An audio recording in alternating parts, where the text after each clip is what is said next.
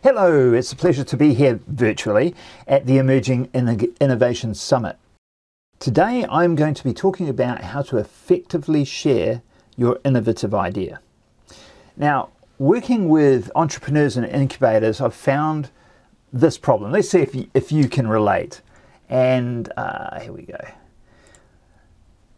These entrepreneurs have spent months, sometimes years, getting into the weeds, finding out about the problem that they are there to solve, and they're finding about the other solutions, competitive solutions, all that sort of thing, and they have their own solution.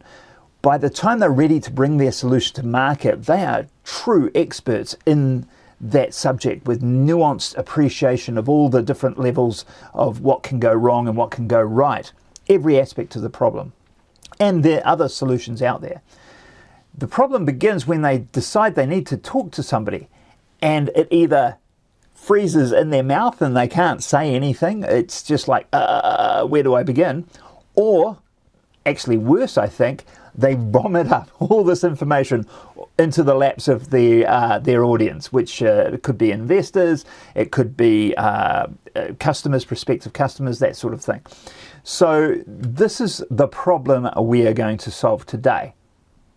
And it's no wonder that in those scenarios, the investors or prospects politely make for the exit.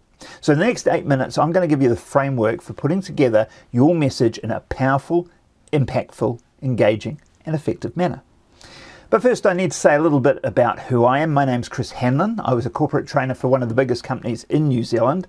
I've been the curator and lead speaker coach for TEDx Ruakura for the past 5 years. And I currently speak and coach and do workshops for entrepreneurs, startup incubators, and corporate executives, all around getting your message across effectively. And my work can be described in, my work can be described in just 3 words. It's big shift messaging. Big, meaning go big or go home. If it's not a big idea, it's not going to get anybody. Shift, we want to shift their thinking. You want to know where they're thinking about now, or where that thought frame is now, and where we're going to shift them to. And it's a big shift. We want to make a big shift. And it's messaging. It's through messaging. Now, I could have said big shift marketing, but to me, marketing is much more embellishment. It suggests a little bit of embellishment, a little bit of predetermined thinking, whereas messaging suggests a little bit more authenticity. We want you to be you when you're sharing your message. So big shift messaging is pretty much what I'm all about. Now, to start with, what we're going to look at are 2 fundamentals. These are mindsets.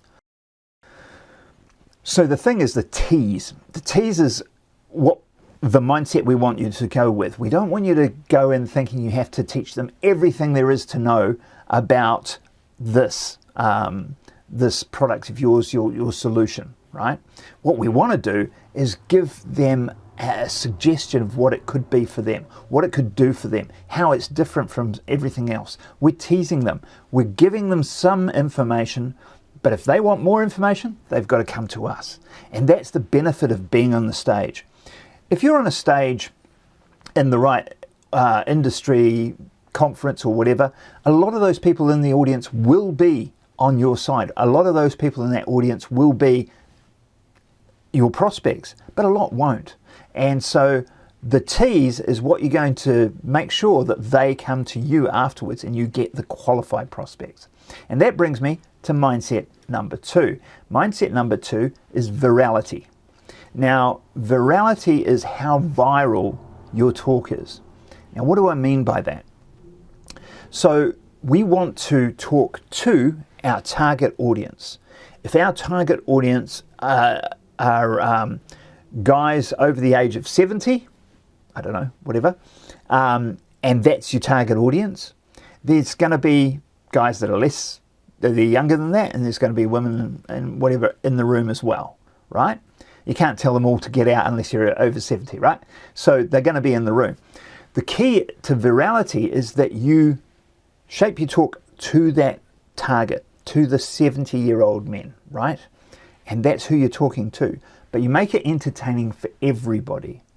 The benefit of that is whether it's a female or a younger guy, they're going to say, oh, this talk's not for me, but it's for Dad. It's for my Uncle John. It's for whoever it's for, right? And they're more likely then to say, if they had a good time listening to it, they'll say, hey, you should listen to this talk because I really enjoyed it and it's really for you. So that's the virality. And there's a couple of things that we're going to do to make sure that we can get that virality. But those are the two mindsets, all right? The first one is the T's and the second one's virality. That's just to get you prepped. Now we've got 4 elements that I want to talk about that you should have. You don't have to have all of them, although the more the better. The first one is the hook.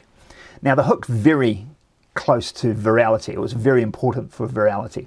I've been working with a startup company at the moment called Barrett Dynamics.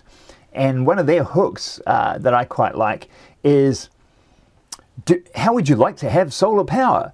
Even if you rent or you live in an apartment with no roof and you've got nowhere to put your panels, you can have solar power.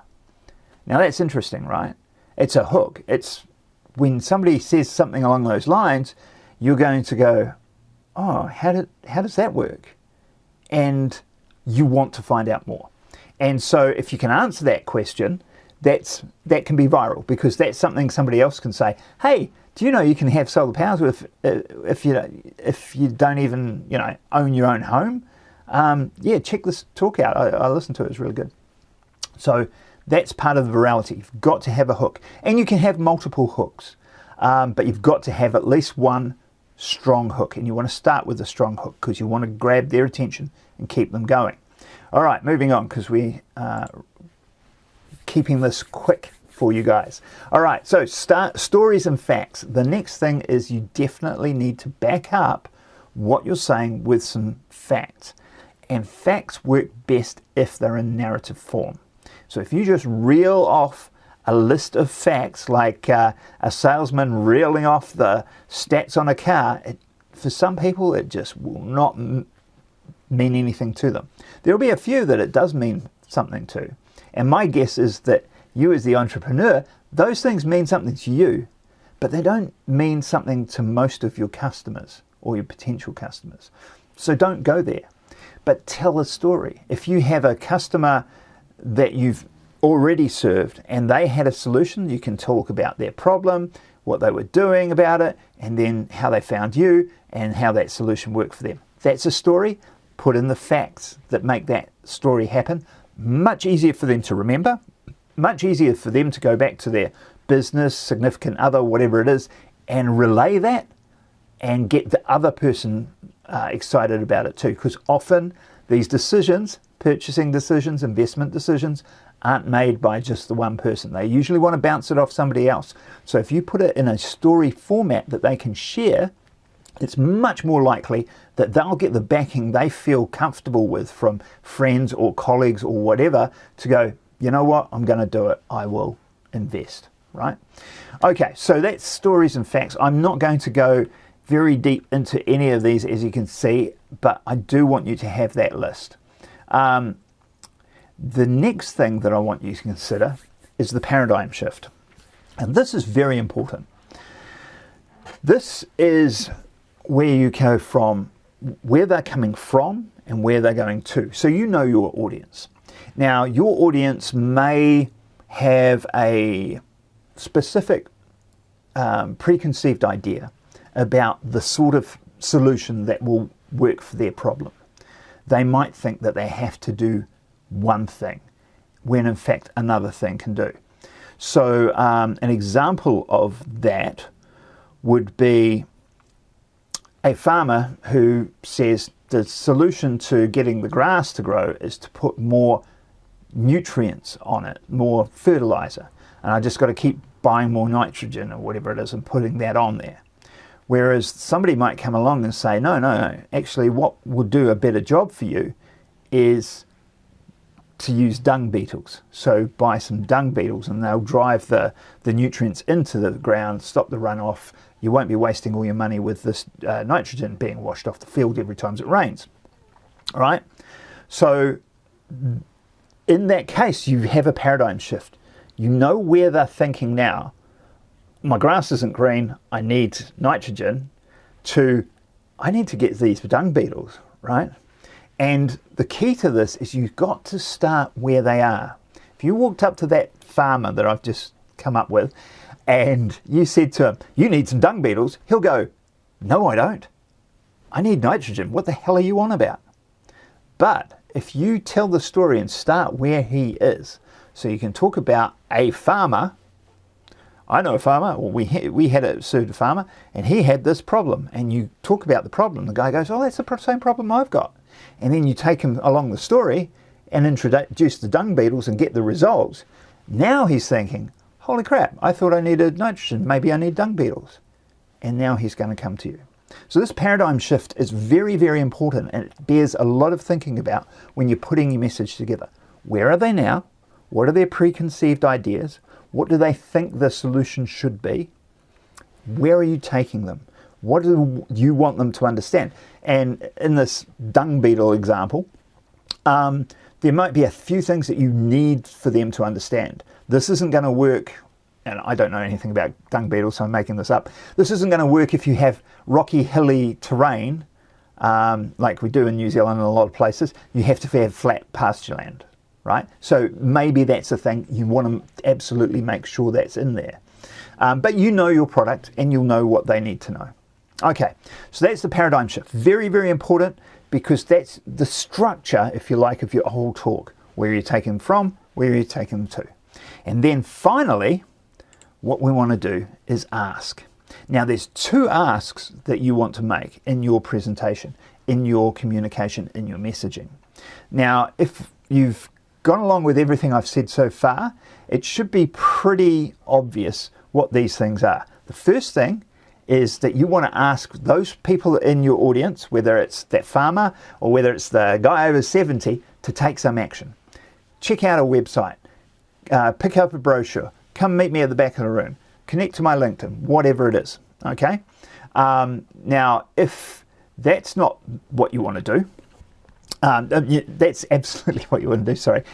But if that's not what they want to do, if they're under 70 or they're not a farmer, the ask that you're going to make of them, that your non-prospect, is that you're going to say to them, right, now if you're not a farmer or over 70, what I'd like to do for you, if you've enjoyed what I've shared with you here today and you know somebody who could benefit from that, I'd like you to share this video with them, or I'd like you to refer them to my website, or I'd like you to download this thing and give it to them, whatever it is. Take a brochure and give it to them.